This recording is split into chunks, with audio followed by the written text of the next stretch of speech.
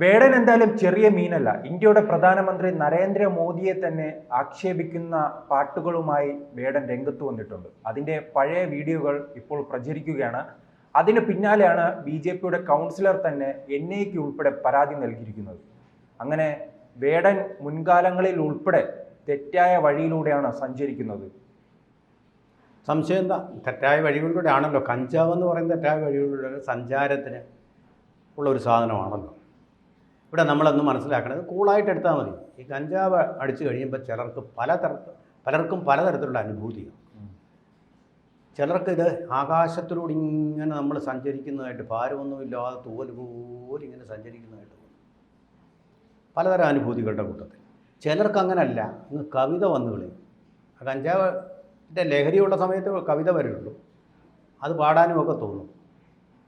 അങ്ങനെയുള്ള ഒരു കഞ്ചാവ് കവിയാണ് വേടനെന്നാണ് എനിക്ക് തോന്നുന്നത്. ആ തരത്തിലാണ് കവിത എഴുതിയത്. ആ തരത്തെ ഒരു ലഹരി, പുള്ളിക്ക് ആരോടൊക്കെ വിരോധമുണ്ടോ അവരെയൊക്കെ എതിരായിട്ട് കവിതകൾ ഇങ്ങനെ ചമച്ചുകൊണ്ടിരിക്കും. ഇതങ്ങോട്ട് ചൊല്ലി ഒരു കഞ്ചാവിൻ്റെ ലഹരിയോട് കൂടി ചൊല്ലുമ്പോൾ നല്ല വീര്യമായിരിക്കും. നമ്മൾ കണ്ടിട്ടില്ലേ, ബാറുകളിലുമുണ്ട്, കള്ളിനുമുണ്ട് ഈ കുഴപ്പം. പറഞ്ഞു പൂർത്തിയാക്കട്ടെ. കള്ളെന്ന് പറയുന്ന ഒരു സാധനം മദ്യം അങ്ങോട്ട് കഴിച്ച് ലഹരിയിൽ അങ്ങോട്ട് ഫിറ്റായി കഴിയുമ്പോൾ ചിലർക്ക് കവിത വരും. നമ്മൾ അത്ഭുതപ്പെടും. കടമ്മനിട്ട രാമകൃഷ്ണൻ്റെയൊക്കെ കവിത കുറത്തിയൊക്കെ നല്ല ശേലിൽ ചൊല്ലും, ഈണത്തിൽ ചൊല്ലും. അത്ര ഒരു മാനസിക രോഗം മാത്രമേ ഉള്ളൂ. ആ മാനസിക രോഗമാണ് വേടനുള്ളതെന്നാണ് മനസ്സിലാവുന്നത്. ഇപ്പോൾ ഇദ്ദേഹത്തിൻ്റെ അല്ല, അതുപോലെയുള്ള കേരളത്തിലെ കഞ്ചാവ് കേസ് പോലെ അല്ല. നരേന്ദ്രമോദിയാണ് അപമാനിച്ചിരിക്കുന്നത്. അതിൽ പറയുന്ന വാക്കുകൾ അറിയാം: ദേശദ്രോഹി, തീവ്രവാദി, കപട ദേശവാദി, ദേശദ്രോഹി, തീവ്രവാദി. നല്ല ഈണമുണ്ട്, പ്രാസമുണ്ട് കേട്ടോ. അപ്പോൾ പിന്നെ അങ്ങനെ ദളിതൻ എന്തൊക്കെയുള്ള വാക്കുകളും ഒക്കെ ഉപയോഗിച്ച് ഇയാൾക്ക് തന്നെ അറിയില്ല എന്താ എഴുതി വെച്ചിരിക്കുന്നത്. ഇത് റാപ്പെന്നും പറഞ്ഞ് ഈ കാലും കൈ വിട്ട് അടിച്ചുകൊണ്ട് ഇല്ല വെട്ടുവാദം പിടിച്ച പോലെ ഇങ്ങനെ സ്റ്റേജിൽ അവതരിക്കുമ്പോൾ ഇത് കാണുന്നവർക്ക് ഇതൊരു കോക്കാമ്പീച്ചിയുടെ രസമുണ്ടാകും. അവർക്ക് എല്ലാവർക്കും കാണേണ്ട കോക്കാമ്പീച്ചികളാണല്ലോ. ആ കോക്കാമ്പീച്ചി നമ്മൾ പറഞ്ഞ പ്രൈം ടൈം ചർച്ച പോലെ ഒരു കോക്കാമ്പീച്ചി അവിടെ കിടന്ന് അടിയിടുന്ന ആ സംവാദത്തിൻ്റെ വിഷയമെന്ന് കണ്ടൻറ്റ് ഇതൊന്നും അല്ല വിഷയം. അവിടെ കിടന്ന് അടിയിടുന്നു, തെറി വിളിക്കുന്നു. കൂടുതൽ തെറി വിളിക്കുന്നവന് കൂടുതൽ റേറ്റിംഗ് കിട്ടും. ആ രീതിയിലാണ് പോകുന്നത്. ആ ചാനലിന് റേറ്റിംഗ് കിട്ടും. അത്രയേ ഉള്ളൂ. ഇതിൻ്റെ നിലവാരത്തെ പറ്റി പറയുമ്പോൾ ഇദ്ദേഹത്തിൻ്റെ മറ്റൊരു തന്ത്രം ഇരവാദമാണ്. ഞാൻ ദളിതനാണ്, എന്നെ വേട്ടയാടുന്നതാണ്. ദളിതനാണ്. ദളിതന്മാർക്ക് വേണ്ടിയിട്ട് എന്ത് കഷ്ടപ്പെട്ടിരിക്കുന്നു മനുഷ്യൻ. കഷ്ടം. മന്നത്ത് പത്മനാഭൻ എന്ന സവർണൻ ദളിതർക്ക് വേണ്ടി അവർണവന് വേണ്ടിയിട്ട് ചെയ്ത ത്യാഗത്തിൻ്റെ 10-1 ഇയാൾ ചെയ്തു. സ്റ്റേജിൽ കിടന്ന് സുഖിക്കുകയല്ല, പിന്നെ എന്താ ഇയാൾ എന്തു കുന്തമാണ് ചെയ്തിട്ടുള്ളത്. പിന്നെ അല്ലാതെ വേറൊന്നൊക്കെ അവിടെ കേരള ഗാന്ധി എന്ന് അറിയപ്പെടുന്ന ആളുണ്ടല്ലോ, ഗുരുവായൂരിലും മറ്റും ദളിതർക്ക് വേണ്ടി അനുഭവിച്ച ത്യാഗം, കേളപ്പജി എന്നറിയപ്പെടുന്നു, കേളപ്പൻ ചെയ്തിട്ടുള്ള ത്യാഗം എന്താണെന്ന് അറിയുമോ ഇയാൾക്ക്? ആഗമാനന്ദ സ്വാമികൾ, ചട്ടമ്പി, വേദാധികാര നിരൂപണം എഴുതിയ ചട്ടമ്പി സ്വാമികൾ കേരളത്തിലെ ദളിത പ്രസ്ഥാനങ്ങൾക്ക് മുമ്പേ ദളിതർക്ക് വേണ്ടി സംസാരിച്ചത് കേരളത്തിലെ സവർണ വിഭാഗമാണ്. തട്ടിലോട്ടുള്ള ഒരു ഒഴുക്കായിരുന്നു. പിന്നെ അവർണൻ എന്ന് പറഞ്ഞ് ഇരവാദം നടത്തേണ്ട ആർക്കും അതിന് യോഗ്യതയില്ല. ആർക്കെങ്കിലും യോഗ്യത ഉണ്ടെങ്കിൽ നായാടികൾക്ക് മാത്രമാണ്. കാരണം അവർക്ക് താഴോട്ട് ആരോടും അയിത്തവും അല്ലെങ്കിൽ ഇതൊന്നും പുലർത്താൻ വേണ്ടി ആരും ഇല്ലായിരുന്നു. ഏറ്റവും താഴെ അവരായിരുന്നു. അവർക്കെതിരെ വരെ അയിത്തം പ്രകാരത്തിന് തൊട്ട് മുകളിലുള്ള ജാതിക്കാർ, അവർക്ക് താഴെയുള്ള ജാതിക്കാർക്ക് നേരെ അയിത്തം അതുപോലെ പാലിച്ചു വന്നവരാണ്. ആരുമില്ല, അമ്പ് കൊള്ളാത്തവരില്ല ഗുരുക്കളിൽ. ഈ പാപം ചെയ്തവരാണ് ആ ജാതി സമ്പ്രദായത്തിൽപ്പെട്ടവരെല്ലാം. തെറ്റ് തന്നെയായിരുന്നു, അടിമുടി തെറ്റായിരുന്നു. അപ്പോൾ ഇത് ചെയ്തവരെന്ന് പറഞ്ഞാൽ ഈ സവർണർ മാത്രമൊന്നും അല്ല, എല്ലാവരും ചെയ്തിട്ടുണ്ട്. അതിന്ന് കുറ്റമുക്തരാവാൻ ആർക്കും കഴിയില്ല. പിന്നെ ഞങ്ങൾ മാത്രം ഇരകളെന്ന് പറയണ്ട. ഞങ്ങൾക്ക് താഴെയുള്ളവരോട് ഇത് തന്നെയല്ലേ കാണിച്ചത്.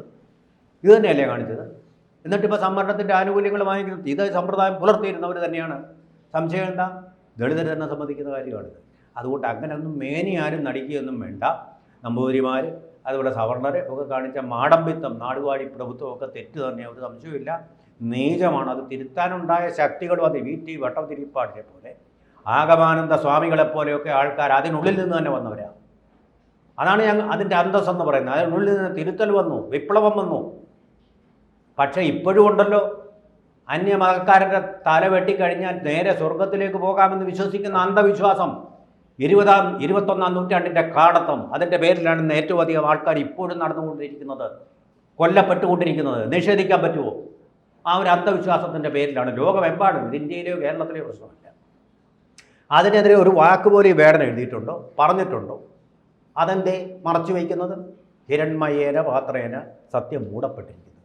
സ്വർണ്ണപാത്രം കൊണ്ട് മൂടപ്പെട്ടിരിക്കുന്നൊരു സത്യമാണത്. അതല്ലേ നമ്മുടെ പാവപ്പെട്ട 26 പേര് ഉല്ലാസയാത്രയ്ക്ക് പോയപ്പോൾ കൊല്ലപ്പെട്ടത്? മതം ചോദിച്ചിട്ടല്ലേ കൊന്നത്? എന്താ വേടാ നീ ഒരു കവിത അതിനെക്കുറിച്ച് എഴുതാത്തത്? വല്ലപ്പോഴുമെങ്കിലും അങ്ങനെ ഒരു കവിതയും കൂടെ എഴുതുക. എന്നോ ഏതോ പോയ നൂറ്റാണ്ടുകൾ ഇല്ലാതായി പോയ അയിത്തത്തിനെക്കുറിച്ചും തൊട്ടുകൂടായ്മയെക്കുറിച്ചും ഒക്കെ ഇപ്പോൾ സ്റ്റേജിൽ കടന്ന് നൃത്തം ചവിട്ടിക്കൊണ്ട് റാപ്പ് പോലും മൈക്കൽ ജാക്സണോ കാണിച്ചുകൊണ്ട്, ഞാൻ പഴയ തലമുറ ഈ ടേസ്റ്റൊന്നും എനിക്ക് പിടിക്കില്ല. അതുകൊണ്ട് പറയുക, നല്ല വ്യായാമമായിരിക്കും. ഇപ്പം ജംബോ ഡാൻസ് പഠിപ്പിച്ചാണല്ലോ ആളുകളെ വ്യായാമം ചെയ്യിപ്പിക്കുന്നത്. അങ്ങനെയാണല്ലോ പറഞ്ഞത്. മംബോ മ്യൂസിക്, യാസ്, ഇതിൻ്റെ പേര് പോലും എനിക്കറിയില്ല. ഞാൻ പഴയ ഒരു കേരളീയനാണ്. കേരളീയ സംസ്കാരത്തിൻ്റെ ഒരു ഉൽപ്പന്നമാണ് ഞാൻ. എനിക്കിപ്പോൾ വിദേശത്തുനിന്ന് അധിനിവേശം നടത്തിയ സംസ്കാരങ്ങളൊന്നും ഉൾക്കൊള്ളാൻ എനിക്ക് കഴിഞ്ഞിട്ടില്ല, ക്ഷമിക്കുക. അപ്പോൾ അങ്ങനെ ഒരു പാവപ്പെട്ട ആളാണ് ഞാൻ. ഒരു വലിയ ആസ്വാദകനും കലാകാരനും അല്ല, കലാവിരോധിയാണെന്ന് വെച്ചോ. പക്ഷേ നിങ്ങളീ പറഞ്ഞുകൊണ്ടല്ലോ, വേടൻ പറഞ്ഞ വാക്കുകളുണ്ടല്ലോ, വേദനിപ്പിക്കുന്നതാണ്. ദേശദ്രോഹി, തീവ്രവാദി, കപട ദേശവാദി. നിങ്ങളിവിടെ കേസ് കൊടുക്കും സുപ്രീം കോടതിയിൽ. അങ്ങനെ ഒരാളാണ് ഇന്ത്യ ഭരിക്കുന്നതെങ്കിൽ അതിന് വ്യവസ്ഥാപിതമായിട്ട് ഭരണഘടനയുണ്ട്, സുപ്രീം കോടതിയുണ്ട്, അതിൻ്റെ സംരക്ഷകനായിട്ട് രാഹുൽ ഗാന്ധി ഉണ്ടല്ലോ. ഈ വേടന് ഇഷ്ടപ്പെട്ട ആള് പിണറായി വിജയനാണ്. അദ്ദേഹത്തിന്റെ 4ാം വാർഷികത്തിൽ അങ്ങനെ കേരളത്തിന്റെ വിവിധ ജില്ലകളിൽ അദ്ദേഹത്തിന്റെ പാട്ടിപ്പോൾ അരങ്ങേറുകയാണ്. പാട്ട് അദ്ദേഹം നാട് നീളെ കൊണ്ടുവന്ന് ആഘോഷിക്കുകയാണ്. ഈ ക്രിമിനലിനെ, ശരിക്കും പറഞ്ഞാൽ കുറ്റവാളി, കഞ്ചാവ് കഴിച്ച കഞ്ചാവിൻ്റെ എന്ന് പറഞ്ഞാൽ കുറ്റവാളി തന്നെയാണ് കൊണ്ടുവന്ന്, അതാണ് 4ാം വാർഷികത്തിൻ്റെ ആഘോഷമായിട്ട് കൊണ്ടു നടക്കുന്നത്. എനിക്കറിയില്ല, പുതിയ ജനറേഷൻ്റെ പിന്നെ നവഭാവുകത്വമായിരിക്കും അത്, നവോത്ഥാനമായിരിക്കും അത്, എനിക്കറിയുന്നില്ല. പക്ഷേ കേസിൽപ്പെട്ട ആളാണ്. അത് തെറ്റാണെന്ന് അദ്ദേഹം തന്നെ സമ്മതിച്ചിട്ടുള്ളൂ. പക്ഷേ പിണറായി വിജയൻ അതുപോലുമില്ല. അദ്ദേഹത്തിന് പശ്ചാത്തപിക്കാനും തിരിച്ചു വരാനുള്ള സമയം പോലും കൊടുക്കാതെ, ഒരു കോൺവാലസൻസ് പീരിയഡെങ്കിലും കൊടുക്കാതെ നേരെ സ്റ്റേജിലേക്ക് കൊണ്ടുപോയിട്ട് ആഘോഷിച്ച് കൊണ്ടു നടക്കുക. കാരണം ഈ കവിതയായിരിക്കും എൻ്റെ കാര്യം. മോദി കപട ദേശീയവാദി, മോദി തെറി പറയുന്ന പോലാണ് മോദി എന്ന് വിളിക്കുന്നത്. നമ്മൾ സാധാരണ അതിൻ്റെ ടോണെന്ന് പറയുന്ന, നമ്മൾ വളരെ മോശമായിട്ടുള്ള വാക്കുകൾ വിളിക്കുമല്ലോ, കള്ളു കുടിച്ചിട്ടൊക്കെ. കഴിഞ്ഞ ദിവസം കൊണ്ട് സ്റ്റാച്യുവിൻ്റെ മുമ്പിലൊരു സ്ത്രീ, അത് പിന്നെ മാനസിക വിഭ്രാന്തിപ്പെട്ടിട്ടാണ് അവിടെ നിന്നുകൊണ്ട് നാട്ടുകാരെ മുഴുവൻ തെറി വിളിച്ചുകൊണ്ട് പോകും. അതുപോലുള്ള തെറികളായിരിക്കണോ നമ്മളെ സ്റ്റേജിൽ അവതരിപ്പിക്കുന്ന പാട്ട്? ഇതുപോലുള്ള പാട്ടുകൾ പാടാൻ വേണ്ടി ആയിരിക്കുമോ വേടനെ ക്ഷണിച്ചിരിക്കുന്നത്? അതെന്തായിട്ടും അത് വല്ലാത്തൊരു തെറ്റ് തന്നെയാണ്. ഇത് നവോത്ഥാനമല്ല, നവഭാവുകത്വവുമല്ല. ഇത് സംസ്കാരത്തിൻ്റെ കൂപ്പുകുത്തലാണ് നടന്നുകൊണ്ടിരിക്കുന്നത്. കൂപ്പുകുത്തൽ അത് നവോത്ഥാനത്തിൻ്റെ ഭാഗമായിട്ട് നമുക്ക് കണക്കാക്കാൻ പറ്റില്ല. എന്നിട്ട് എന്താ ബിന്ദു എന്ന് പറയുന്ന സ്ത്രീയെ മൂത്രം കുടിപ്പിക്കുന്നതിന് തുല്യമായിട്ട് ടോയ്ലറ്റിൽ പോയി വെള്ളം കുടിക്കാൻ കേരളത്തിൻ്റെ നമ്മുടെ ആഭ്യന്തരമന്ത്രിയും മുഖ്യമന്ത്രിയുമായിട്ടുള്ള പിണറായി വിജയൻ്റെ പോലീസ് ചെയ്തില്ലേ? ഇത്ര നാളും ഇങ്ങനെ അദ്ദേഹം പ്രസംഗിപ്പിച്ചും ട്രെയിനിങ് കൊടുത്തും പരിശീലിപ്പിച്ചു വെച്ചിരിക്കുന്നത് ഇതിന് വേണ്ടിയിട്ടാണോ? ആ ബിന്ദുവിനെക്കുറിച്ച് ഒരു കവിതയുടെ ഒരു ബിന്ദുവെങ്കിലും എഴുതാൻ കഴിഞ്ഞിട്ടുണ്ടോ വേടനെ? ഈ നവകേരള ആഘോഷ യാത്ര നടക്കുമ്പോൾ അവിടെ ഏതെങ്കിലും ഒരു സ്റ്റേജിൽ ചുണയുണ്ടോ വേടൻ അത് എഴുതി പാടാൻ? വെല്ലുവിളിക്കുകയാണ്. അങ്ങ് ദൂരെ ഇരിക്കുന്ന മോദി. ദളിതയാണല്ലോ. മോദിക്ക് ഇതൊന്നും കാണാൻ സമയമില്ല. കാരണം തീവ്രവാദികളും ഭീകരവാദികളും ഉഗ്രവാദികളും എവിടെന്നെങ്കിലും വരുന്നുകൊണ്ട് നോക്കിയിരിക്കുകയാണ് 24 മണിക്കൂറും. അങ്ങനെ ഉഷാറായിട്ട് നമ്മുടെ പട്ടാളവും അതുപോലെ തന്നെ മോദിയും ഈ ഗവൺമെൻറ്റും ആഭ്യന്തരമന്ത്രി ഇരിക്കുന്നതുകൊണ്ടാണ് വേടാ നിൻ്റെ തല പോകാത്തത്. നീ മോദിക്കെതിരെ പാട്ട് പാടിയെന്ന് പറഞ്ഞതുകൊണ്ട് നിൻ്റെ തല വെറുതെ വിടുകയില്ലേ ഭീകരവാദികൾ?